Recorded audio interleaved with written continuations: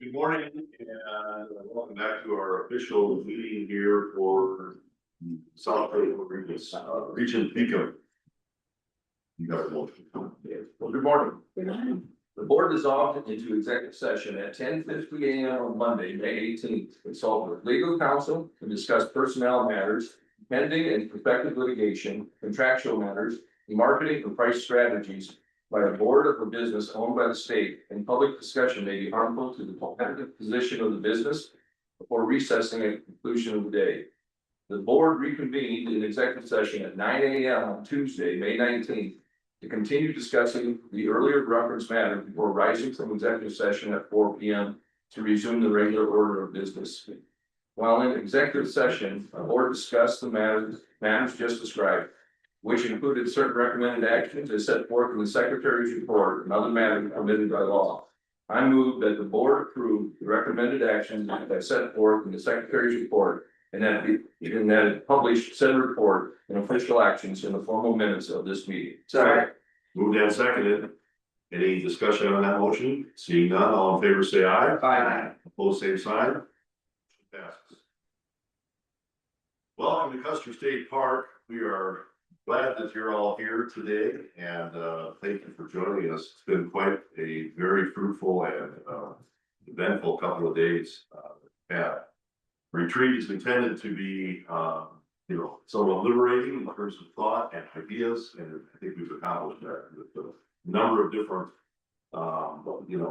projects and strategies and objectives that we've introduced and put forth. So it's just been a really great opportunity to get together and discuss ideas to move forward.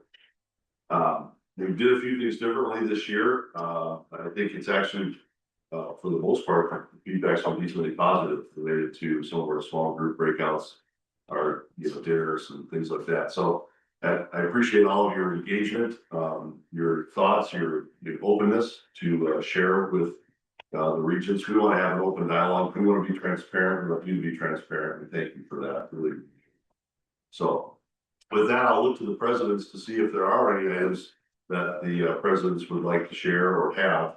Or they want to recording in progress. Give it this time.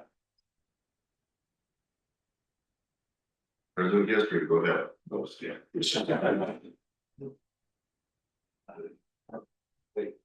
We are honored to welcome the incoming president of Dakota State University, John Ballard. John and his wife Rose are here this morning, and we're just so thankful that you have accepted the position. Your contributions to this retreat were noted and appreciated. And so we thank you very much for being here and welcome you to the state of South Dakota, to Dakota State University. Let's give him a round of applause.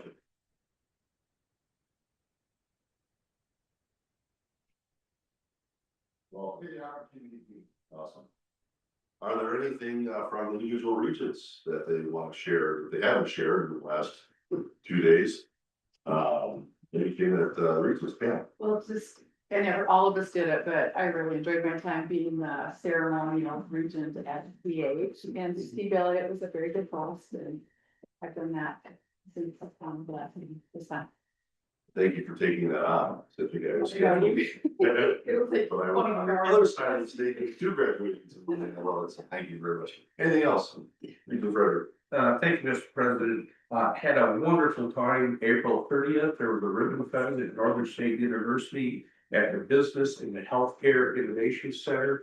It's been said, we falter when we don't do the work that the world wants done. Business and healthcare, Dr. LaFay, you nailed it. Thank you so much. And I know there were other people involved, and you were there at the end, but nonetheless, the future is bright because of things like that we are doing what the people want done. And So he's more than just a cool name. You know what you're saying. Mr. Pete Fountain over there, I gotta hear that someplace.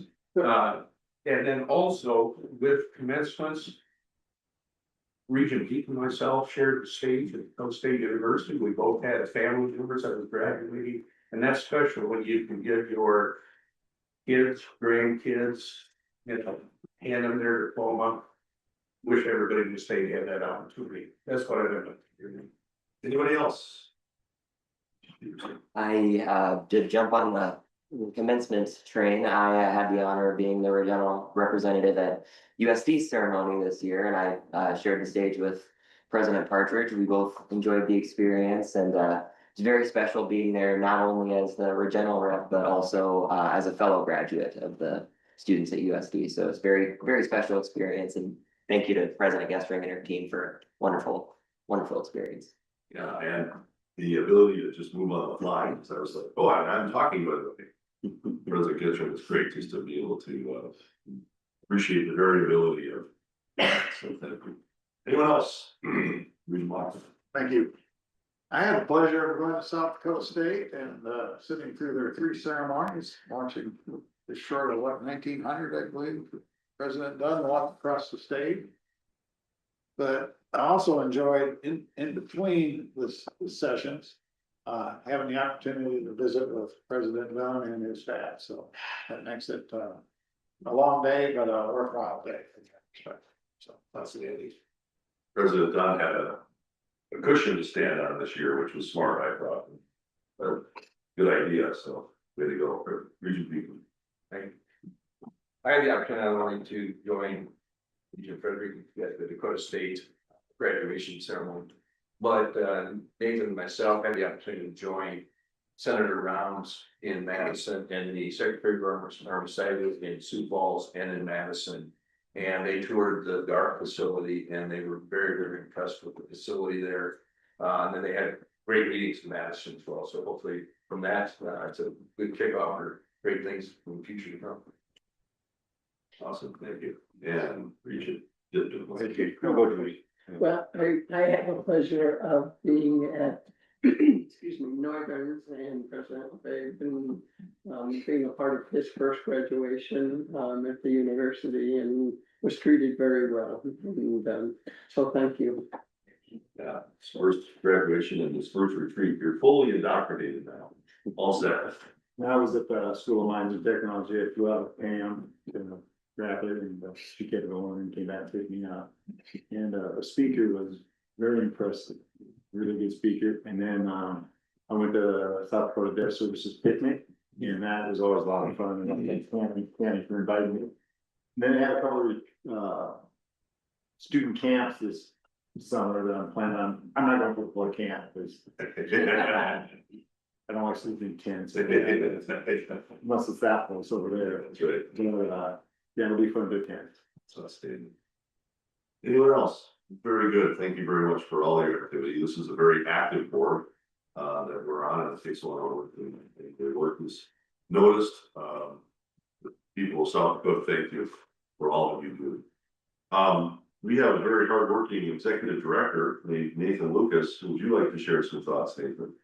Thank you, Regent Partridge, and good morning, and thanks to Katie and the Custer game-wide staff. The last few days here have just been phenomenal. Everything has been flawless, seamless, no hiccups whatsoever. So I know it doesn't just happen, so thank you. And congrats to the presidents for successfully completing another academic year and having the opportunity to send thousands of young, eager, educated students out into the world to drive our state forward. You know, we get bogged down in the policy and weeds and all the things that we're trying to do, and it's good to take a step back and take in graduation and realize this is why we do it. This is what it's all about. The value that we're providing to these students and their education is next to immeasurable. It's exciting to see what we're gonna do in the decades ahead. But yeah, been a really busy month and a half since we were together in Madison. As Regent Beacom said, was in Madison shortly thereafter for that visit, and then also managed to get out to all of the campuses with our senior team.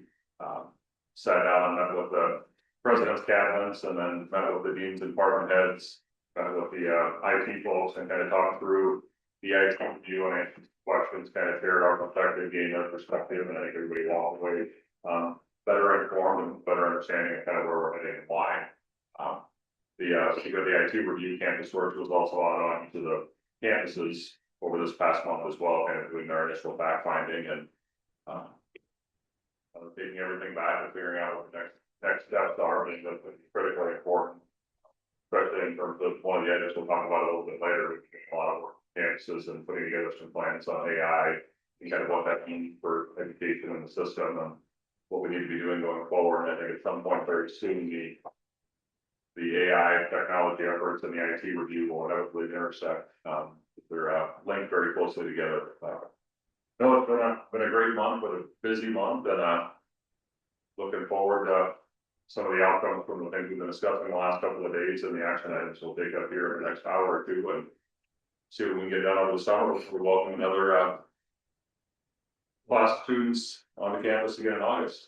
And I guess I should say, not everybody's down there. I believe Jessica's School for the Blind and Visually Impaired class day is tomorrow, so they're just about done, but not quite there yet. Very good, another. And furthermore, that's where I'm headed tomorrow. So I'll see you there and I'll be welcoming the entire class, one person, and it's worth the trip. Glad one person, that's their whole world for them. So I'm glad to do. Nathan, thank you very much for all your work and leading the team in central office that we have over here. We're very appreciative of all the hard work that goes into, the school year. And then also right on the heels of that, the retreat. So it doesn't go unnoticed. That really putting something like this together it's quite obvious if you just showed up and you were going to do. So it's outstanding. So thank you very much for your leadership and your hard work. Well, I would just pass that through behind me. I'm not sure if it was intentional, but I noticed we have, for like setting up for a dodgeball match. We have campuses on one side. It's on the other side. It's really all the people sitting behind me that make all of this happen and make everything seem as easy and smooth as it is. I think I speak for all the regions that if the dodgeballs come out, we're going that. Yeah. We get to the point of the meeting where we have public comment period. I think if there are public comments online, do they raise their hand? Katie, is that what you do on the Zoom? Do you do Zoom first? I'm sorry, Are we doing Zoom first? we can do Zoom first. For anyone listening online, if you would like to make a comment to the board, if you please click on the raise your hand icon located at the bottom of your screen.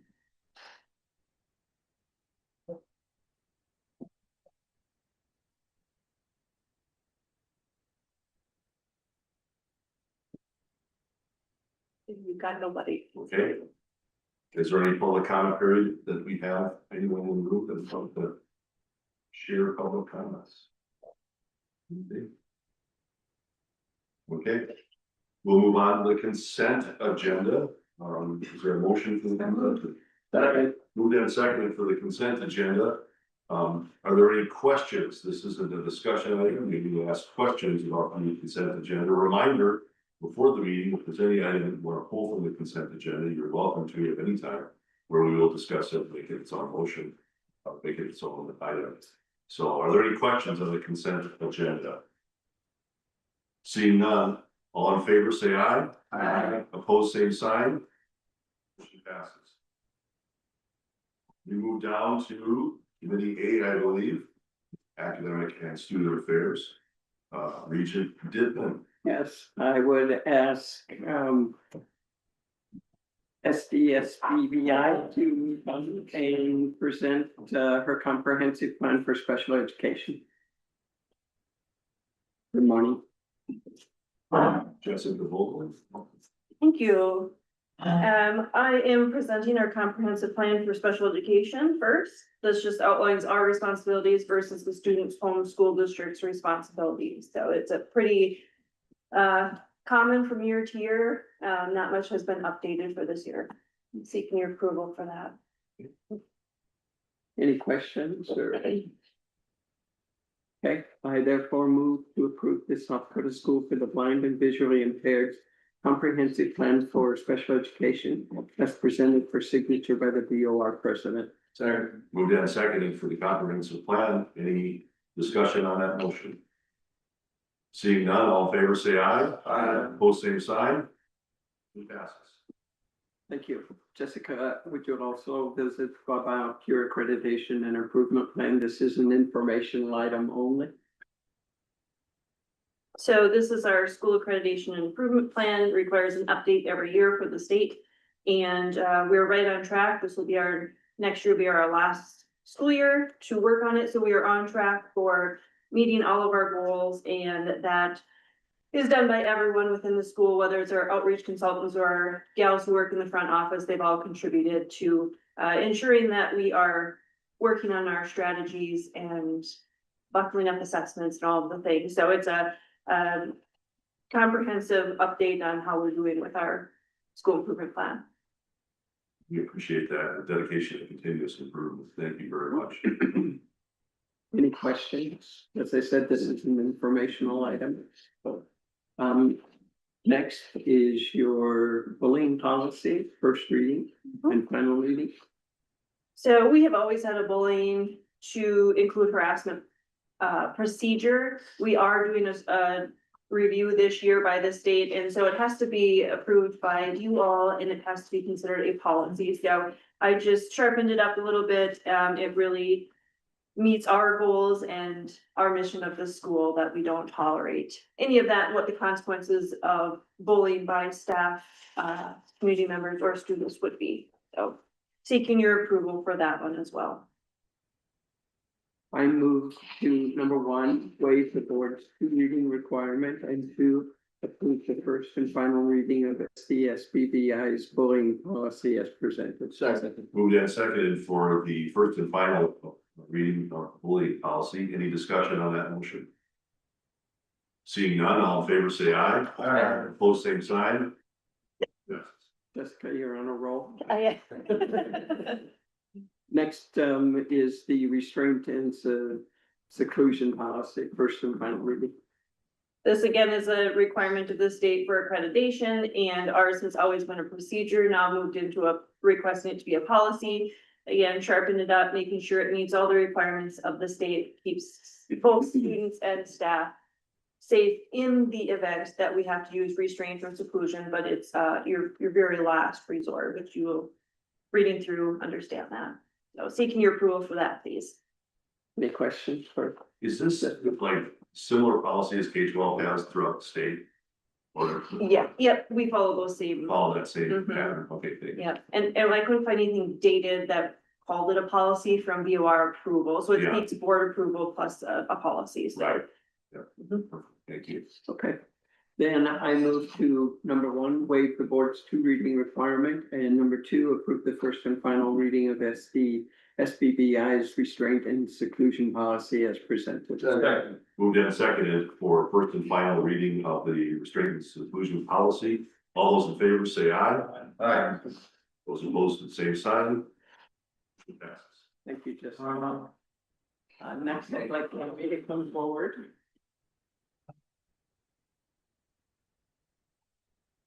And she will give us an SDSD update. And again, this is an informational item.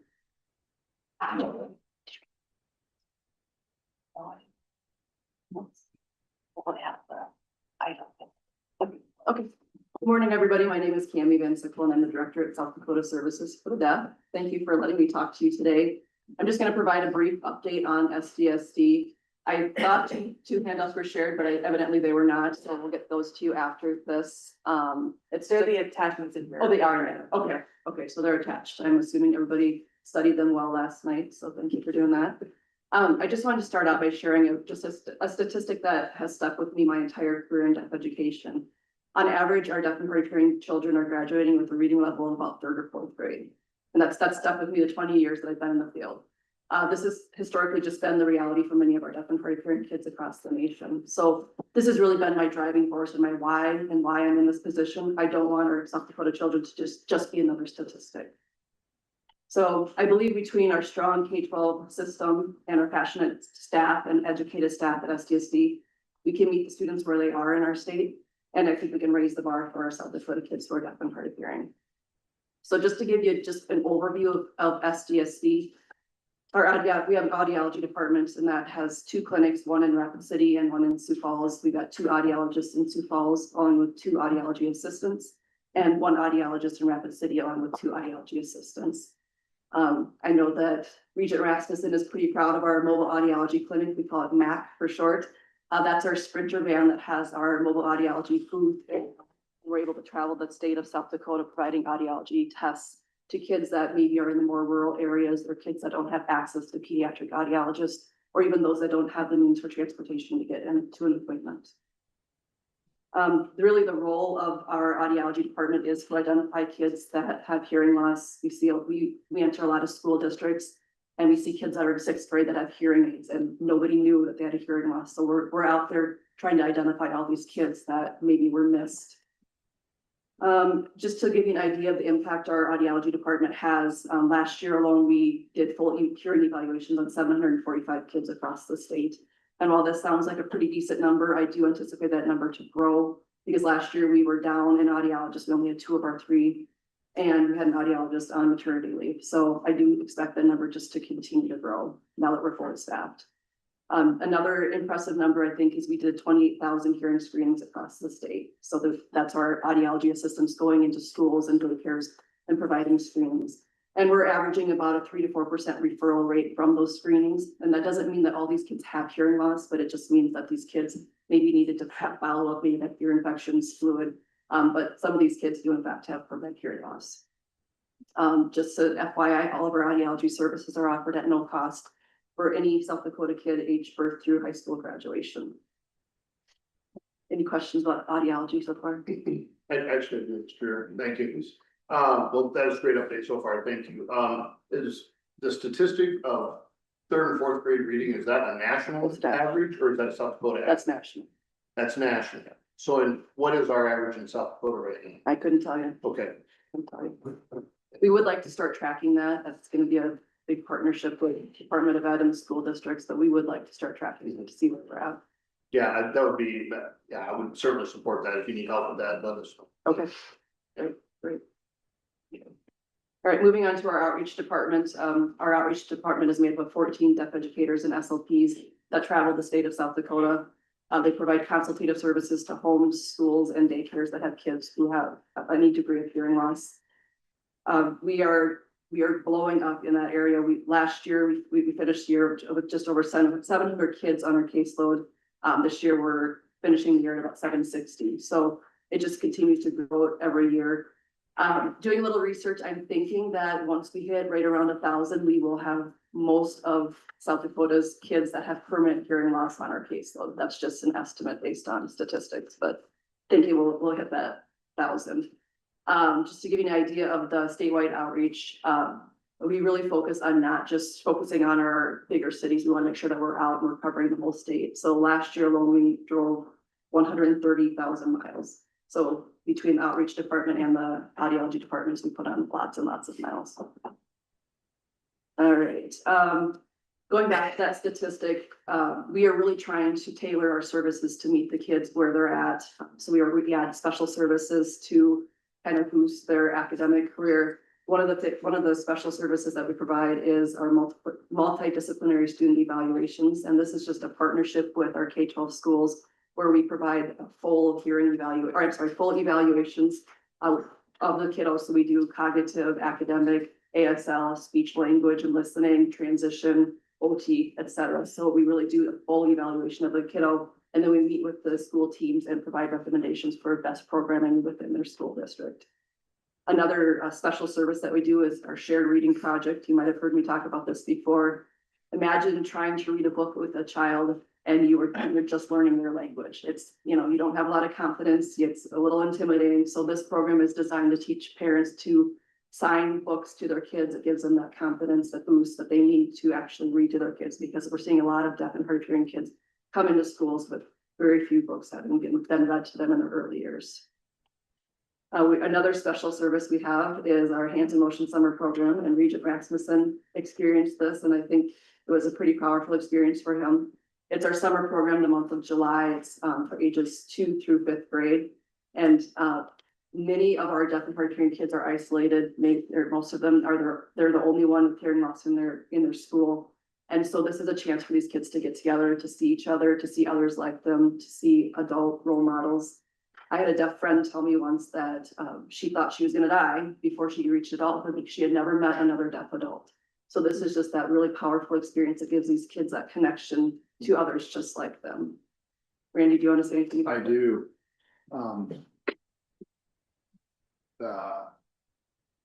don't think you could go to that camp and not come away with, not just the passion that Tammy and her staff have, and, I went to, the Christmas party there, and then they had slides of their 145th anniversary, and, Deaf Santa brought me the same thing Santa Claus usually brings me, so it didn't work out well, but, the passion that staff has is infected, you know, they tell you about all their successes, what they're working on, and she talks about the audiology band, but just how I really believe that we will read higher than third and fourth grade with her there. I mean, the staff knows the issue. And it's not only reading, it's math too, and we've talked about that a couple of times, and they do a good job going on in the school system and making sure that all the kids are not falling behind, that they're getting what they need. I mean, it was very encouraging. 28,000 screenings. I mean, that is just incredible and very liberating for those, young, school age kids that didn't know they had a problem, or, just amazing to me. And think that they're just, That's what we were talking about yesterday. They don't know they have a problem. yeah, Because that's what they think it is, and the same with Jess, the school for the visually impaired, kids can't see and they don't know it. yeah. And we're very fortunate in the state to have two leaders that are just have the passion for this. But, Thank you. All right, moving forward. So another need that we identified recently was, many of our students are successful with our consultative support, but some of them just need a little bit more. So we did set up a direct service program. And this is where we have teachers of the deaf, speech language pathologists, and school counselors that can connect with our kids via technology. We contract with these staff, and they provide one-on-one direct support to students that just really need that extra boost. Right now, this program is based on need, and it's been very, very successful so far. One thing that we really work on at SDSD is trying to educate professionals in the field that might come in contact with our kids, because with 760 kids across the state and only 14 outreach consultants, I mean, we're talking 55 kids on caseload. So really trying to boost the teams that come in contact with our kids. So a goal is to educate as many professionals as possible. We do partner with USD's Deaf Ed Minor, where we provide intern or observation hours for their interns. Last fall, we had 2, and this spring we had 8. I do think that program is going to continue to grow. It's a great program. We have a partnership with the Department of Education where we did 15 deaf education modules. The DOE paid for the grad credit for people to take these 15 modules. In the past, we've always had about 100 a year that would take these modules, and we always had waiting lists. This year, we upped the ante, and we provided grad credit for 160 K-12 educators. So just really trying to get people educated about deaf hearing kids. Next year, we're excited to welcome an audiology intern. We haven't had an audiology intern for a few years because our audiologists are pretty young. They're fresh out of the field or fresh out of college. So gave them a couple of years to settle in, and now we're going to start having interns again. So we're going to welcome a USD audiology intern. And we do a lot of presentations at conferences, at colleges, universities, et cetera, just to get the word out there and get people educated. So, in response to the statistic I shared at the beginning, SDSD in South Dakota, I think is on the right track. Just to give an example of why I think so, our SDSD Foundation just gave out the largest number of college scholarships to kids that we've ever given. We gave out 13 college scholarships this year, so very excited. We do see a lot of successes in our state. I think we're changing the trajectory for our kids, and I think the students are really starting to reach their potential. So SDSD is just going to continue to evolve to meet the needs of our kids who are deaf and hard of hearing across the state. We are proud to be partners in education for kids who are deaf and hard of hearing in South Dakota. I really think the future is bright for our deaf and hard of hearing kids in South Dakota, and I thank you guys for your time and for your continued support. I'll take any questions that you might have. Regent Roberts. Tammy, in the past, I know you've had problems filling your 14 outreach coordinators, especially in certain locations like here. Is that continuing to be a problem? Are you fully staffed? How's that going?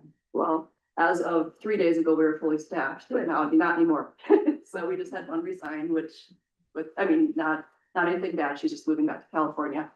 But we do have a lot of people interested in the positions. If we're just having problems finding the qualified individuals, so sometimes we do have to grow our own. We have kind of adopted the philosophy now where we're hiring for based on skill set and not necessarily location. Because I think for a while they were kind of locking ourselves into just, you know, this location is where we need them, but you know, technology and, you know, thinking outside of the box, we're able to support kids no matter where the individual lives, so. Thank you. Mhm. Other questions or comments? Regent Peterson, can you tell me that the map was part of the mock? Was that? It's Roundgate, it probably was at one point. Thank you very much. I appreciate it. Awesome. Excellent update. Next, I would call Dr. Minor to visit with us about artificial intelligence.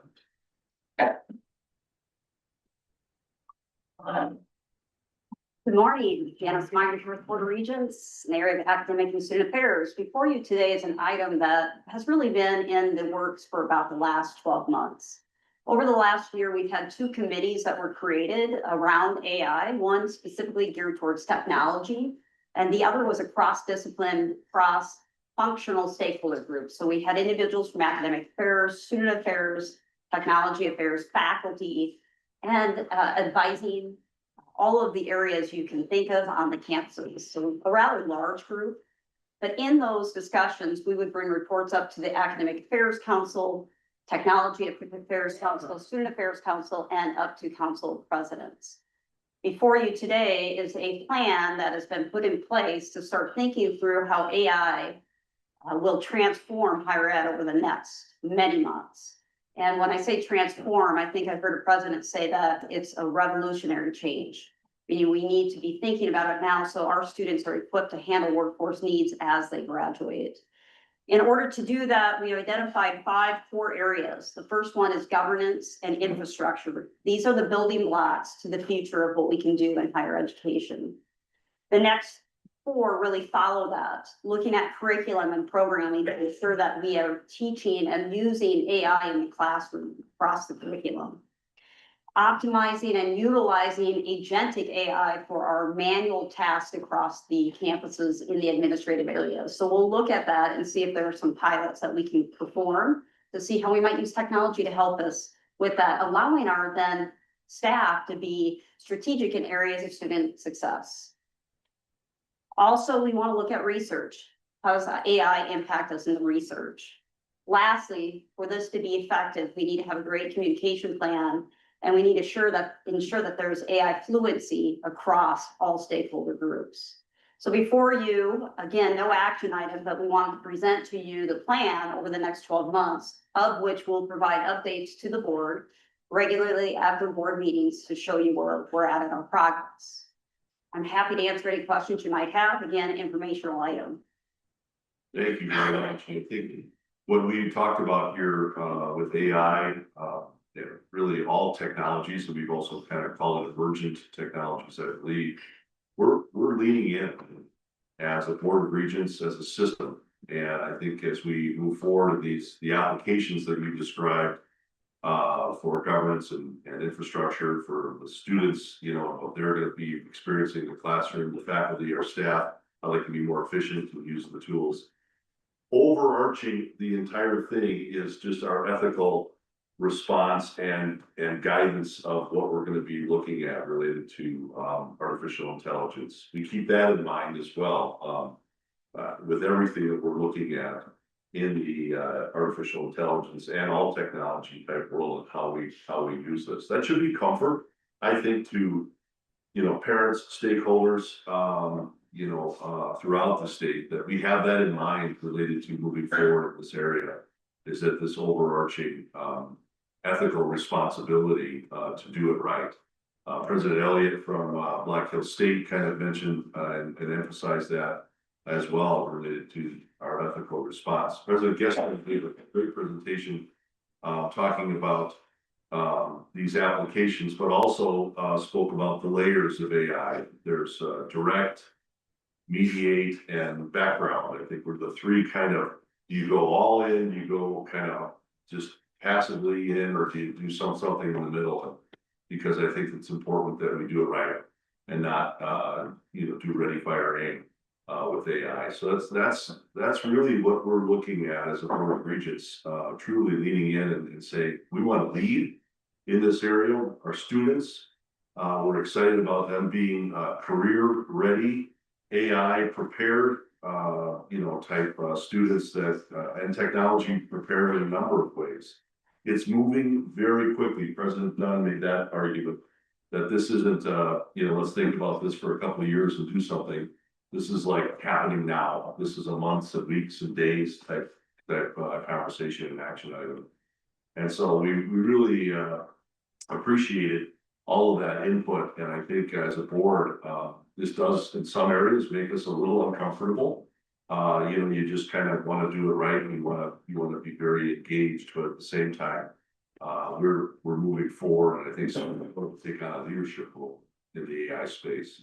So, the other comments from Regent Roberts. I was just gonna say that I really appreciate the time and effort that you put in this 24 hours in the 5 strategic objectives. I think it's very well written, really outlines how quickly we're implementing and what's gonna be happening in the coming days, and any member of the public could look at this and know what we're doing, and it's very well done. Good job to the staff. I know you all work together. I was just gonna say, Dr. Minder and her group has done a lot of work, and there certainly will be a lot more to come. This at this point is just informational, but it'll continue to be on the docket. So. Thank you, Mr. President.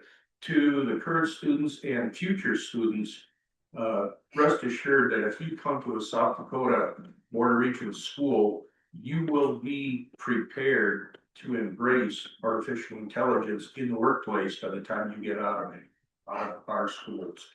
That we are here to prepare you for the real workplace, the world outside. And as Janice, you said, looking at this 12-month plan, also rest assured, if we find low-hanging fruit, we are going to grab it now. We are not going to wait. So we're going to seize opportunities. We're going to move forward, but to the students and future students, come to South Dakota. We embrace AI.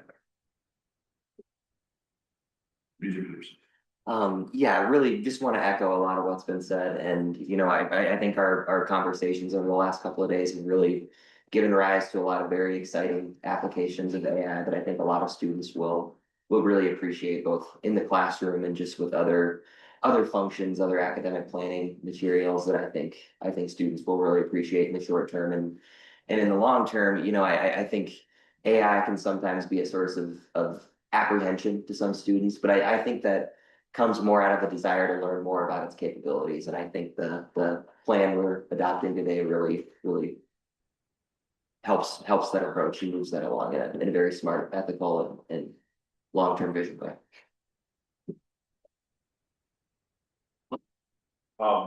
Thank you, Mr. President. I just want to, again, very similar, but thank Janice and her team for the work, as well as all the folks on campus. I mean, this is a daunting task.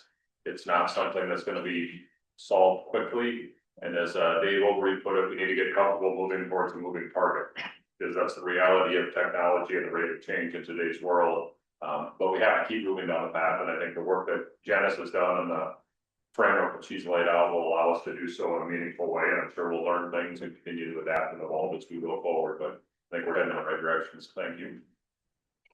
Thank you, Dr. Minder. And that is the end of Ms. Abe. Yeah, that's really good. Artificial intelligence is transforming every sector of the economy. Higher ed is not. Well, I do want to say one more thing about that, if I could. The other piece of what we're doing as a board, and we talked about with our presidents, is that we would work our policy and any investment that the state will make or that we make into AI, to do a service and outreach to the entire state. So I think, some of the things that we can do for higher ed, will basically, move into the rest of the state as well. As a huge opportunity for our universities and our, faculty, staff, and students, and our board to be engaged with, the entire state on, moving AI forward. So I'm excited about that piece too, that there's an opportunity to, what am I trying to say, permeate or move into a number of different industries with our students, our staff, and really use AI in a big way. So anyway, that's good. That's excellent. So on to the next, budget and finance, Regent Lochner, take it away. Thank you, President Partridge. I'm gonna call Heather Courtney. We're gonna cover 9 items with 9 motions.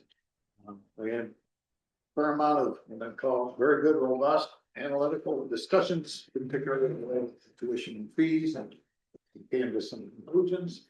And I have a variety of other items to approve relative to how we're going to judiciously spend our funds appropriate way. So with that, Heather, you provide the detail, I'll read. Sounds good. Thank you, Regent Lochner, members of the board. Heather Forney, Vice President for Finance and Administration for the Board of Regents. Up first, we have item 7A, which is the fiscal year 27 on-campus tuition and mandatory fees. What we would recommend at this point in time would essentially be a 2.4% increase to on-campus tuition for the majority of the tuition. And I'll talk a little bit about some of the cost drivers and some maybe one-off situations. The need to increase tuition is very closely tied to salary policy, which was a 1.4% was approved by the legislature this year. And then operating costs, which we are seeing, I mean, most recently it was 2.8% inflation, but that's continuing to go up. And so we need to be able to fund those kinds of things. And then we are seeing a very significant increase in the cost of our technology. We're seeing between a 4 and 7% minimum increase annually on technology. And so that's how we got to that 2% or 2.4% inflation for the on-campus tuition.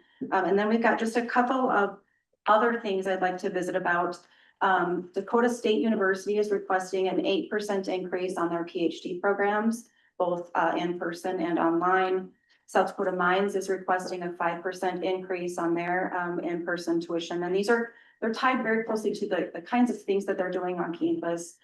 With Mines, they've got a lot of very interactive, hands-on educational things that they do that requires a lot of very personal touch, if you will. It's very cost intensive. Mines is also requesting approval of an executive style flat tuition rate for a Master's of Engineering program for a flat cost of $25,000. This will be very similar to what you saw with USD's executive MBA program. So very specific tailored program there. The USD Law School tuition would request a 5% increase. The med school would request a 5% increase, and these again are associated with costs. With the USD Med School, the move that's coming along there, we've got some very significant costs we'll be dealing with. And then mandatory fees. So I'm going to pause with tuition, see if there are questions before I go into the mandatory fee component. Questions? Mandatory fees, specifically with the general activity fee, we would request 2.2% inflation for the gap across the board, but we've got a couple of exceptions here as well. South Dakota State University has the 2006 Miller Wellness Center bonds that will come off during fiscal year 27. That was something that was voted on by the students. It's $1.83 per credit hour. And the students, knowing that was coming off and their gap was going to be reduced, the student body went out, they took a vote, which this is the requirement of a new increase to gap. So it's handled as if it's a new increase because essentially it is. So they went to the student body, they took a vote, they had a supportive turnout of the students and supportive of the use of this additional gap. And so there's some additional information within the item on what that $1.83 increase would include. It's 18 cents per credit hour going to student organization funding, 60 cents per credit hour going to career development support, which is essentially 2 additional career coaching positions to help students with career coaching, additional 65 cents per credit hour for the union operations and expanding hours. So extending the student union hours and giving them some funding for replacing some furniture and fixtures in that location. 40 cents per credit hour for wellness service operations. Again, they need to have a funding source for replacement of wellness, equipment and those kinds of things. So from SDSU's perspective, that funding was going to come off with the bond. This increase then would replace it, and this is the locations in which they're going to use those funds. Black Hills State is going to have the same kind of thing happen, but theirs is a little bit bigger. It's gonna be $6.57 with a bond that will come off. They again took the survey of the students. And I wanna take just a second to maybe commend the folks at Black Hills State University. Instead of coming forward with an increase last year, they'd had some conversations, I think, internally and with students about needing some additional gap funding. And so they just took a pause and said, we know we've got this bond that's coming off next year. Let's not ask for an increase. Let's wait. Let's wait for that bond to come off. Let's not artificially inflate in fiscal year 26. Let's wait for some funding to come off in 27 and then reduce the amount that we would need to essentially increase in 27. So kudos to their administration for really kind of thinking through that process and working with the students on that. So with that $6.57 increase to replace the bond, they're going to increase their student health and counseling services with 66 cents per credit hour, addressing some of that student mental health that we've been hearing, concerns related to 66 cents per credit hour to replace some worn equipment and improve some game day experiences with the athletic and young center fitness rooms. $1.64 per credit hour for student union operations and maintenance, again, a funding source to help with furniture and fixtures in the student union. And then $3.61, it says gap allocation committee, and then student organizations, student activities, and special events. BH really handles the way that they allocate to student organizations, I think a little differently than some of our other campuses, and that there's a committee that determines every allocation for every dollar spent from student organizations. You don't just have a printing budget. If you're a chess club, you don't just get to spend money on travel. If you're not allocated a set amount, you come to this committee and you ask for funding as the year progresses, because they have a very small budget to work with. And so this amount is not just for the student organizations, but it's also for things like the powwow, the rodeo, the homecoming. And so it seems like a lot of money for student organizations, but it's actually things that impact the entire institution and student body. So those are the two increases related to gap and replacement of bond payments that are coming off. And then the other two mandatory fees would be the computer lease fees at Black Hills, or excuse me, at School of Mines and at Dakota State. And we would recommend a 2.2% increase on those just because of the increasing costs of the technology. I'll stand by for questions. Boss, Regent Peterson. Sure. I think, going into these conversations, it's always hard as a student to face increases like this, but I really truly after listening to the discussion and sharing some of my thoughts and hearing from each of our presidents, I think what this represents and what we have in front of us here are pretty modest increases with clearly demonstrated need. As we navigate some of the changes we just talked about with AI and incorporating that into our curriculums, and just with the delivery of educational content increasingly reliant on technology, which our presidents have done an outstanding job of articulating to us just the needs on those fronts. I think this increase really truly is meant to better serve our students, and that's always my priority and always my intent as a member of this board, to ensure that we're continuing to deliver a level of quality that prepare our students for the workforce and for their lives beyond the school. So I think this discussion has really given rise to more ways that we can sort of take a closer look at our programs and restructure our schedule in ways to better reflect the return on investment in some of our programming costs. So it's interesting and exciting conversations ahead, and I'm in support of this. Thank you. Did you want to go first? Sure. I just want to echo what Rickman said, and I think the presidents did a excellent job of explaining why this is not, why it is needed and why it should not be, why the students will benefit from this increase. I just have one on page 7 of 8. The increase for School of Mines, it says 4.4 on the chart, is that just a typo? It is not a typo. So when we take the percent increase total cost of the tuition and mandatory fees, because GAP is only increasing by the 2.2, when you factor that in with everything else. So it's the 5% for the tuition, the GAP is only at the 2.2, and the laptop program is only at Okay. 2.2. It brings it down to an average of 4.4. Thank you. Mr. Chairman. Please. Chair, well, Heather, thanks for walking through that and everyone, I think we had such great discussion about it and the challenges we face. And I think in an ideal world, we do a 0% increase or maybe even decrease tuition, but we're certainly not in a perfect world. And the inflationary challenges that we all face, we all see it day to day. The reality is we have to do something to be keeping up our facilities. And, I just want to commend Regent Roberts, who, when I first got on this board, she has been a champion of keeping tuition down. And, we have done that, the 5 years I've been on this board, and it is shown in our rates compared to our neighboring states. And you see some of the rates coming out of their inflationary increases, and they're triple of what we're even talking about here in South Dakota today. So I think the reality is, we face terrible inflationary challenges. And I think this is a thoughtful approach to addressing the concerns that we know we're gonna face in paying bills and still provide a quality education at a very, very, very competitive price. And so I wholeheartedly support the motion when we have one. Sort of quickly pile on to, essentially a lot of what you're all saying, but I want to thank the presidents and the campuses. You consistently put students first. And that's reflected here in terms of we're already the most affordable place to get a college education. And we have the highest return on investment for our students. So it's not just affordability, but it's literally a world-class education with significant return on investment.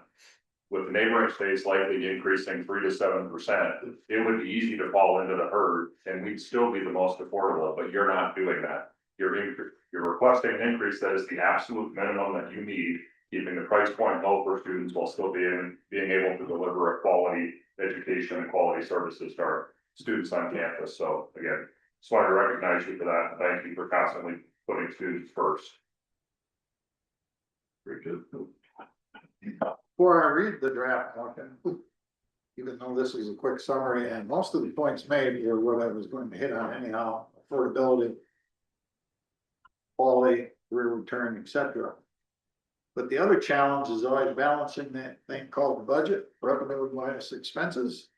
And I really like to point out to the public how great a job our 6 universities have done over the last 3 years. That will make, with what we're doing here, the challenge going forward difficult, but the expectation from the board, as I said yesterday, is to still keep that balanced budget, revenue minus expenses. And that is not an easy job. I don't envy it, but I'm very proud of the job we've done in the past. And we've created a number of other ways to look at our revenues and expenses, and we'll have to keep digging deeper so that we keep that balanced. And from a finance committee standpoint, I know Heather and I had a lot of fun looking at a lot of numbers in a lot of different ways. So that said, I'm going to read the draft motion. I move to approve fiscal year 27 on campus tuition and mandatory fees as presented in the attachment.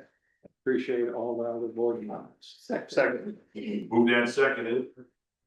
Any further discussion on that motion? Please. One thing that still has to be made known, that all those years that we had tuition fees, it was backfilled by our friends in the legislature. But the one thing that was not backfilled was fees. They were frozen, absolutely frozen, and our friends, the presidents, they hate that. So when we're talking about an increase in fees, we are increasing from a lower level than it would have been. Nobody ever made that up. And they are not starting all of a sudden that they had an additional $9 million and we're 2.4 on top of that. They're starting forever from a lower level. And because of that, and good financial restraint by our presidents and the leadership on our institutions, the kids are benefiting. So because of that, you know, there is no backdoor that they're trying to sneak in money, anything like that. And that's a story that almost nobody in South Dakota will ever hear about, on how much money that these folks over here ate. And the beneficiary is the student. Thank you. And balance difference. Yeah. Any other comments? Discussion points. President Dunn, do you want to share a comment? You're welcome to do it from right there, if you'd like to, about what we did. I just appreciate the president's coming in. I think this is a big deal. It's really, we're eager to talk about it, so that's why we went right to discussion before a motion. But I would say that we spent an awful lot of time working on this over the last couple of weeks, just focusing on what should we do, and we really demanded quite a bit of commentary, thought, and discussion from our presidents to be able to defend this, tuition increase, because obviously quality is on our mind, related to the deliverable of education, but affordability is certainly there as well. And so that's a very much, Regent Roberts has kind of preached that to us for years, and I'm engaged in that too, related to just focusing on affordability and constant affordability for our students. But go ahead, President Dunn, if you want to share just a couple of comments, that'd be great. Yeah, Barry Dunn, President of South Dakota State. Just want to thank the board and the staff for having a very, and my fellow presidents for having a very open, honest, and trusted conversation about the challenges we face. And just like, I think we should be proud of the conversations we've had over the last years, but especially over the last few weeks about this. It's a difficult decision. I think we've done a really good job of maintaining affordability, as you said, Regent Partridge, and we are committed to also, all of us are committed to excellence. And so I think we've reached a great spot. I'm very appreciative of the trust and your willingness as a board to hear all of our thoughts and take them under consideration. So I think the citizens of South Dakota should be proud of us for doing it very thoughtfully and very professionally. So I appreciate the opportunity. Excellent, thank you very much. Any other final discussion points from the board? Okay. Well, we have a motion and a second. All those in favor say aye. Aye. Opposed, same sign. Motion passes. Mr. Walker. Other item 7B, please. Thank you, Regent Lochner. Item 7B is the fiscal year 27 off-campus tuition rates. Same cost drivers that we just discussed with item 7A. And the only thing I would really point out is that our externally supported tuition, that $40 tuition rate will stay at $40 because all of the costs behind it are funded by someone else. And so they're just really kind of paying for us to transcript it.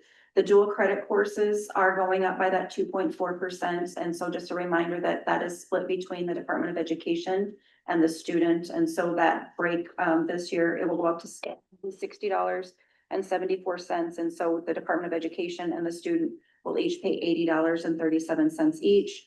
And so 2.4% across the board for everyone except for 5% increase at Mines and the 8% PhD increase at Dakota State. And I'll stand by for questions.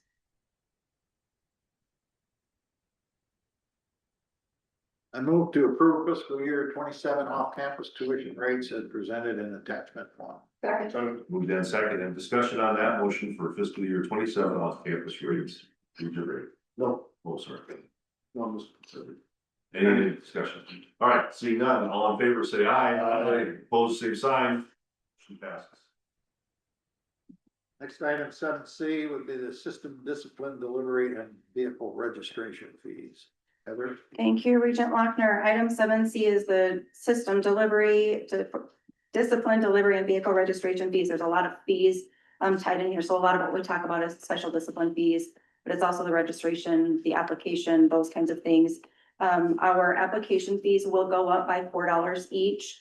That's very closely tied to an increase through the use of our slate identity verification. If you remember, it's been probably this time last year, maybe we started talking about ghost applicants or people that were applying for our campuses, but weren't legitimate students. And so we're starting to implement a product or a step through Slate to verify that these are actual valid students. And so that's part of the increase in the cost is related to that. Our transcript fee will remain the same at $10. Our challenge by exam, international student fee, testing fee, and the USD HESI administration fee for nursing will all remain flat. There will be no change.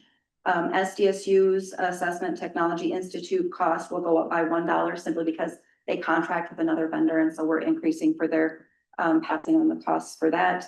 And then noting that the NSU nursing assessment exam will be implemented at $200 this year.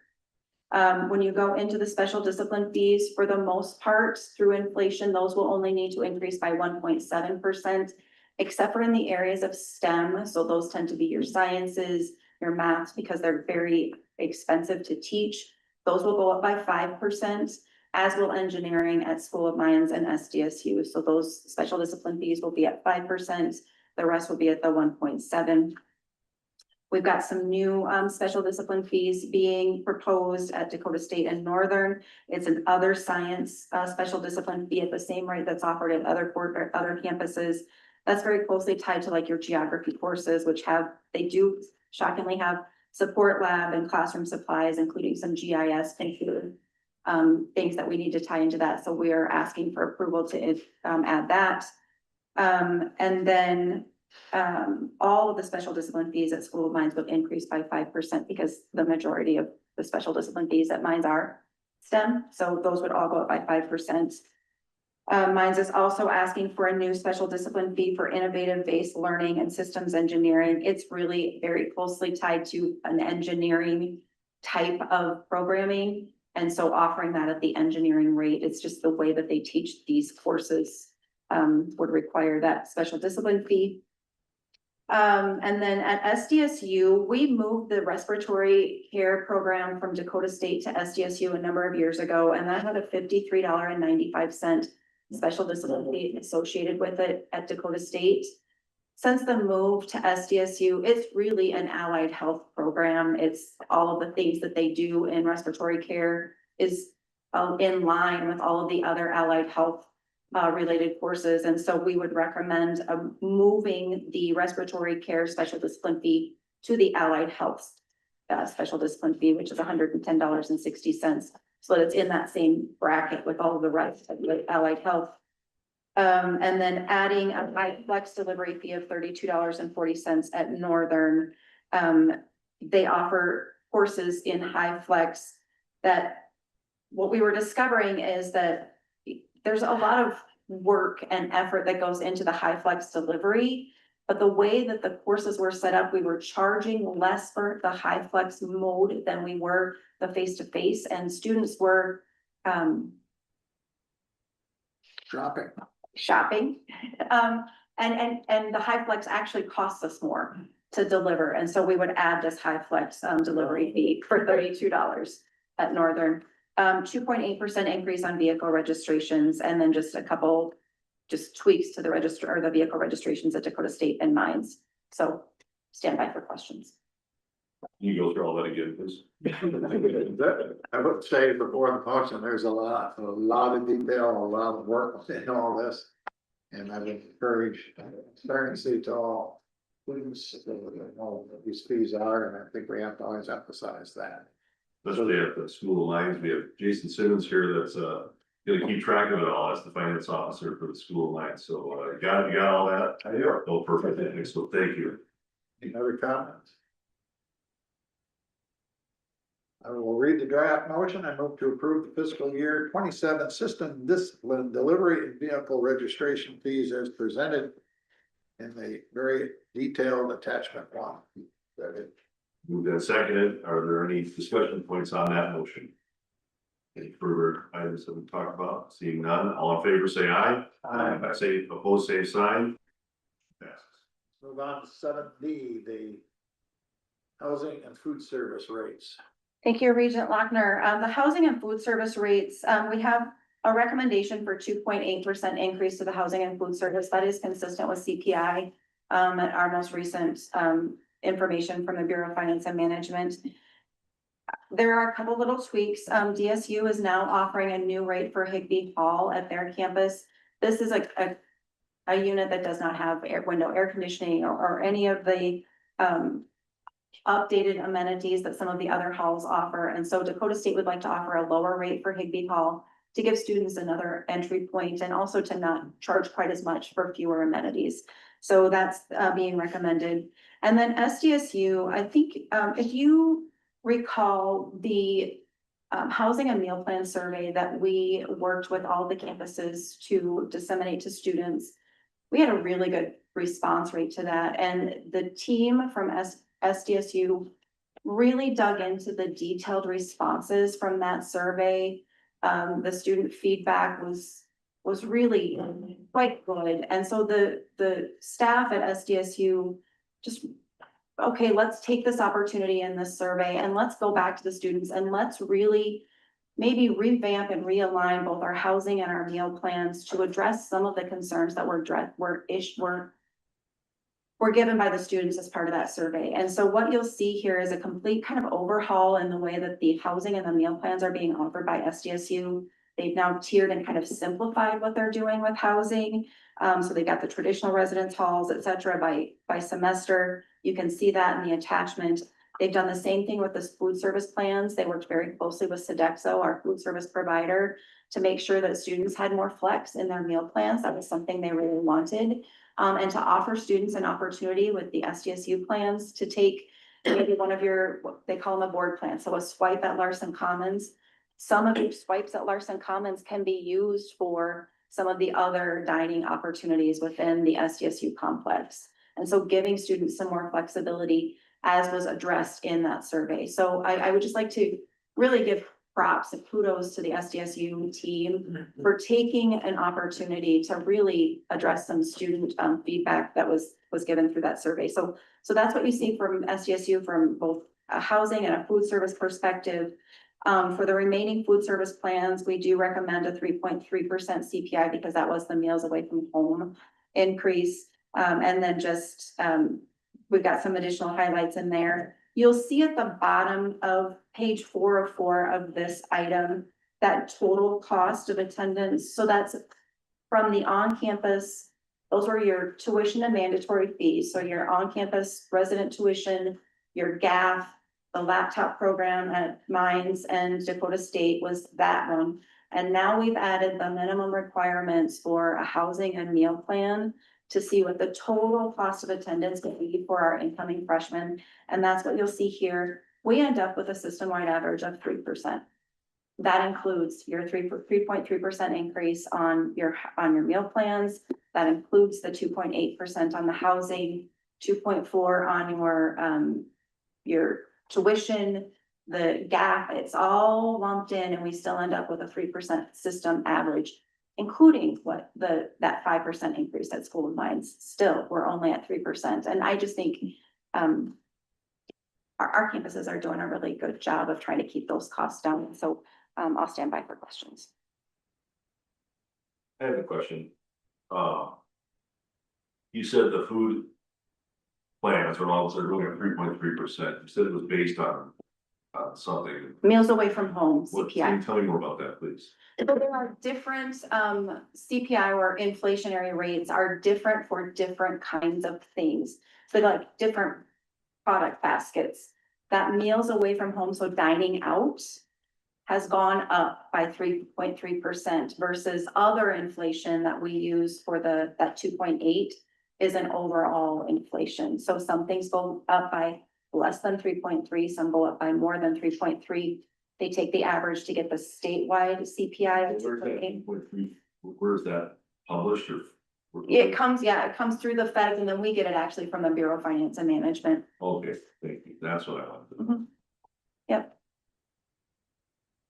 Regent Roberts, can you stay in Billy's? Yes, I was 50 years ago. I can see that's still in the position. But we're working on it. We had a building committee, last week, and we're gonna be revamping those next year.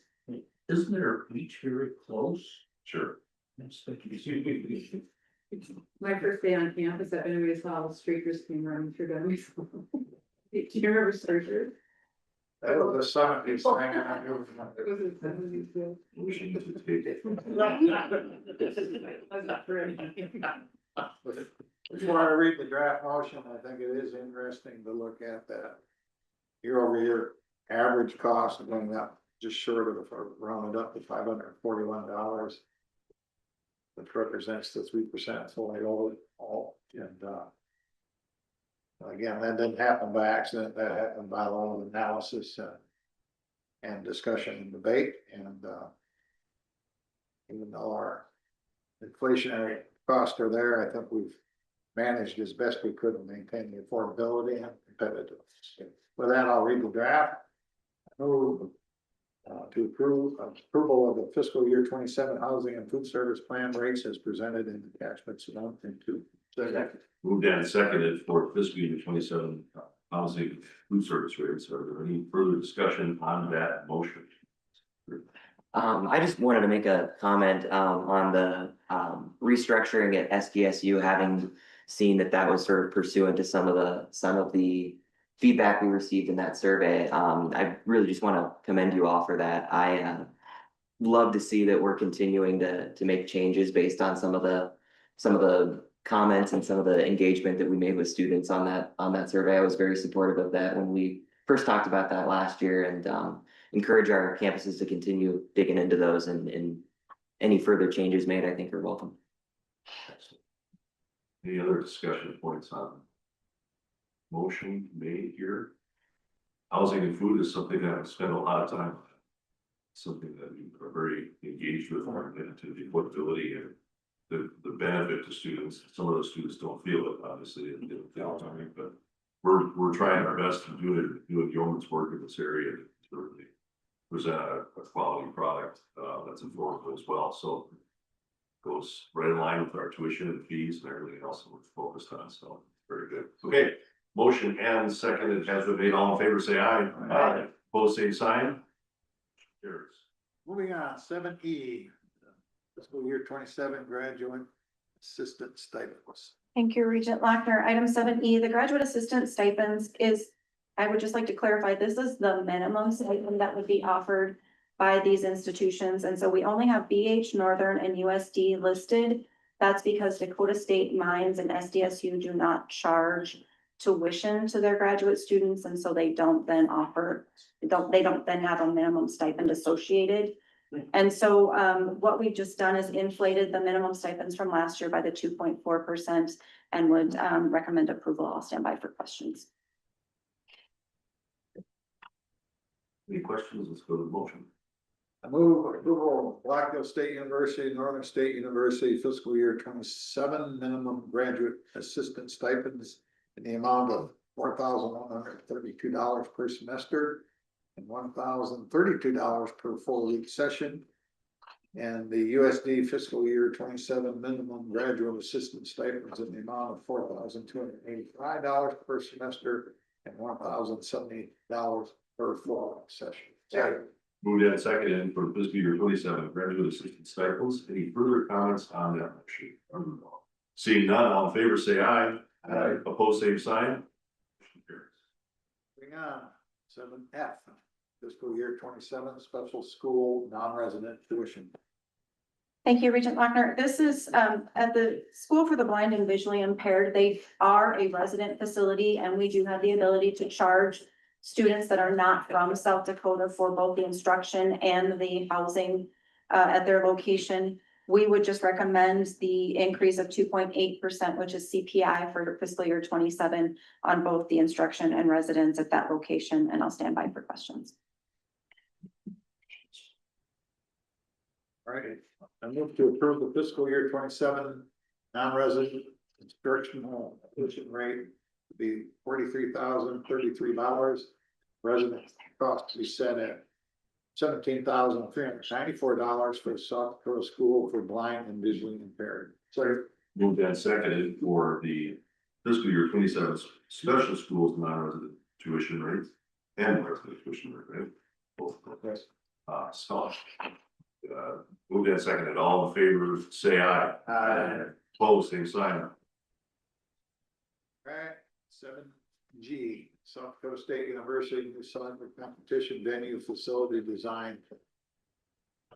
Regent Lochner, I will pitch this. I think I've got Barry Milky on standby in case there are any real questions. So we have the facility design plan for the new soccer competition venue at SDSU. If you'll recall, that's really going to be a nice kind of transition from the old location to the new Algonquin versus utilizing city space. They've hired Crawford Architects as the architect and engineer. They will be utilizing a design bid build process, and they will bid it in 2 packages so that they can kind of get ahead of it as soon as possible. They'll be establishing the natural turf surface hopefully by the fall of 26, so that the women can be competing at the location for the 2027 season. So just a really great process, I think, and obviously utilizing the same funding process that we had established in the past. So not quite $4.7 million, all privately funded,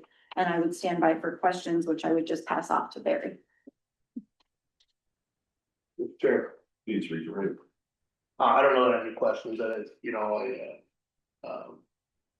having been sitting on a current building project process, I know we have discussed as a board some ways to, I think, improve that process going forward, and likely some statutory changes coming up during the legislative session. So I feel very good about the building process where we're at now. I'm trying to get not only a fair price for the CMR and architects, all those folks, but a price that also reflects being respectful to our universities and the taxpayers, so we get the best price possible. So I'm comfortable with the process going forward, and look forward to some statutory changes coming. So, Any other comments?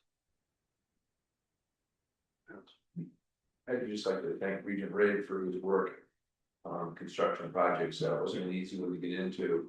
It's been what, 40-year project for. So appreciate that work, and it's going to pay huge dividends for the system for the next 5-10 years. And Barry Milky. He would be online. I think he was just on standby in case there were questions. So there's soccer at SDSU and football. I better read the draft. And I also, before I read it, want to thank Tim for speaking up and holding his ground. Sometimes that's easier said than done, and he did it with a lot of emotion and passion based on his description. So I move to approve the facility design plan for South Dakota State University soccer competition venue with an estimated construction cost of $4,696,800 funded through private donations. Moved and seconded for the FDP at SDSU. Any further comments on that motion? Seeing none, all in favor, say aye. Aye. Opposed, same sign. Motion passes. 7H, USD, Dakota Hall renovation preliminary facility statement. Regent Lochner, members of the board, this is what I would consider maybe the last big renovation project of the older buildings that USD has been bringing before us. The Dakota Hall building was constructed in 1917. The last renovation was 1965. And for those of you in the audience, I was actually not born at that point in time. As old as I am, I was not yet born. This does house a number of comprehensive departments, academic departments, and undergraduate programs, as well as graduate. This would be a comprehensive upgrade to plumbing, HVAC, electrical systems, interior finishes, create ADA accessibility, fire protection, etc. We would request utilization of both general fund M&R, HEF M&R, and local funds to complete this. Not knowing exactly what the total project cost would be yet, and would need a building committee member to be appointed. So I'll stand by for questions. And I have Sheila in the audience to tag in if there are any that I can't answer. Institution starts in 1862. You have some old buildings, don't you, for that district? That's the way it works. Okay. Any comment or questions for thoughts? Okay, please walk her. I move to approve USD's preliminary facility statement for the Dakota Hall renovations, which will be funded through a combination of general fund, M&R and local funds. The building committee representative should be appointed to oversee this project. Second. Moved in second for the USD Dakota Hall renovation preliminary facility statement. Any discussion points on that motion? Any discussion? Seeing none, all in favor say aye. Aye. Opposed, same sign. Moving on to the last one, item 7I. Fiscal year 27 general fund, maintenance and repair allocation and projects. Item 7I is the allocation of the fiscal year 27 base funding that we received from the legislature, which is just shy of $13.8 million. The allocation is for academic buildings only. It does not include USD Sioux Falls or Black Hills State University Rapid City because they do not receive general fund support. We did include some of the School of Medicine support is included with the USD number. And it's based on a formula that's 50% of square footage and 50% of replacement value. That replacement value does come to us through the Bureau of Finance and Management. And so the total allocation was just shy, like I said, of $13.8 million. And then the campuses have provided us a list of the projects that they would utilize in that, their funding allocation. We do allow them to put, I think, up to 8% in a planning fund so that they can plan for projects. And so that's included as a line as well. And I will stand by for any questions you might have. Questions for the board? Okay, Richard Lott. I move to approve the fiscal year 27 general fund maintenance repair projects as presented in attachment 1. Second. Moved in second for fiscal year 27 general fund and our allocation and projects. Any further discussion on that motion? Comment as I tour campuses, pay particular attention looking at the maintenance and repair and the opportunities. And I've always walked away very pleased that I see the attention to detail.